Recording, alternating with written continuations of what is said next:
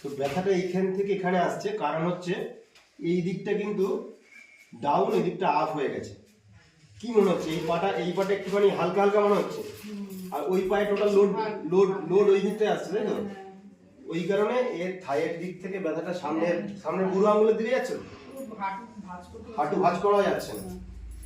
ঠিক আছে, আমরা এখানটাকে অ্যাডজাস্ট করবো। L1 L2 এই এরিয়াটাতেই মেন সমস্যা বোঝা যাচ্ছে। এখানের জন্য এই নার্ভটা লাম্বার এইখানটা ব্যথা হালকা আছে, এইখানটা ব্যথা, এই সামনের দিক থেকে ব্যথা আসছে, তাই না? ঠিক আছে, আমরা তাহলে আমি টেস্ট করে নিচ্ছি, অ্যাসেসমেন্ট করে তারপরে আমি দিচ্ছি। আপনি একটু শুয়ে যাবেন।